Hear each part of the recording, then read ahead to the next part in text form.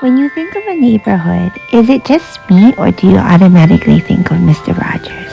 He had such a soft gentleness to him. He was a simple man with puppets that looked like they would one day be like the Velveteen Rabbit, and hand-knitted sweaters, and a dinghy trolley that took him to a world of imagination and story.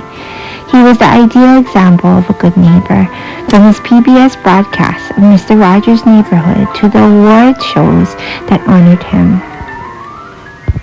Each time he won an accolade or was asked to speak, his speeches typically always began in the very same manner. He would say, "So many people have helped me. Some of you are here, some of you are far away, and some are even in heaven. All of us have special ones who have loved us into being. Would you just take along with me 10 seconds to think of the people who have helped you become who you are? Those who have cared about you and wanted what was best for you in life. 10 seconds of silence. I will watch the time." To which he would glance down at his watch and observe 10 seconds before continuing. Whomever you've been thinking about, imagine how pleased those people must be to know that you thought of them right now. How pleased they must be to know the difference you feel that they have made. It's a beautiful day in this neighborhood, a beautiful day for a neighbor. Would you be mine? Could you be mine? How neat is that, right? Because when you really think about it, there are traditionally special occasions, holidays, massive events that are built into our calendars to come up from time to time to remind us to reach out, remember, reflect, connect, celebrate, or even honor those important people in our lives.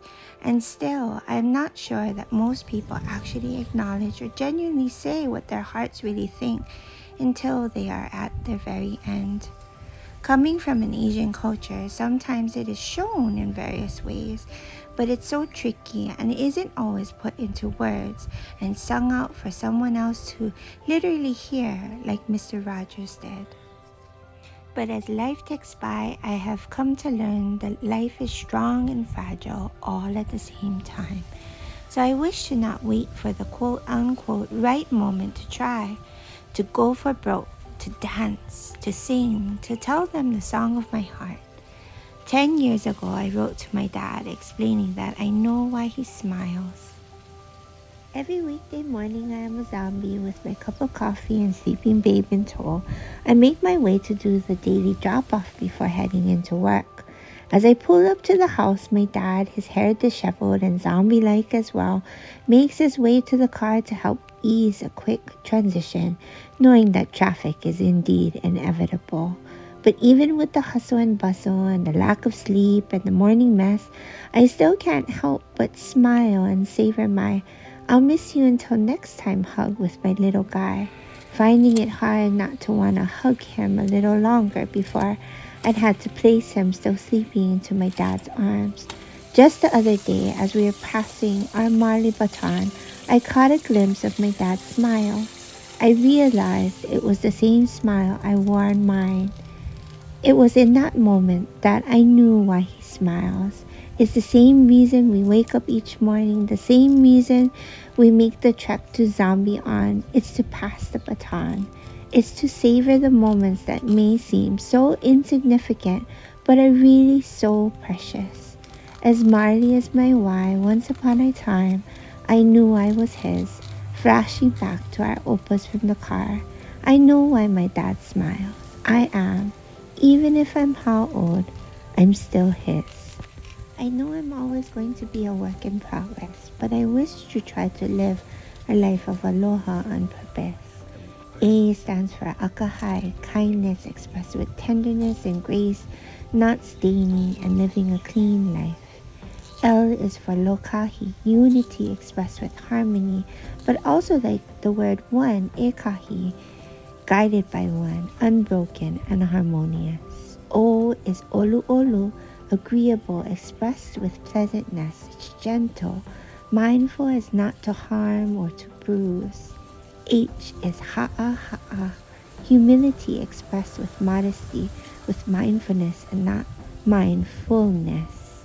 A is ahonui, patience expressed with perseverance, waiting and waiting for a time or a moment to come, but living in the moment and preparing ourselves and others. I think it's magical how when I really think about how many times I learned a lesson and didn't even realize I was learning one, or how many times someone's small act of kindness and aloha helped me through a tough moment, and the person sharing it probably didn't even know how much it truly meant. And more so, it is even harder to begin to fathom the extent of where the kind aloha ripples even end, or if they ever do. What a wonderful opportunity to be able to help someone grow and learn and blossom, and then even maybe they too may go forward to help someone else to do the same. So here's to the rolling ripple, here's to the dance and song. May aloha find you and embrace you in the ride. Hola ia tamata loala. Kuka ike aloha ia taha loala. Hawahi mai laua. Mai ko o kuia tahala wae. Mahalo e nā kahua. Mahalo ne ahuna lae. Mahalo te aloha la. Mahalo me te aloha la.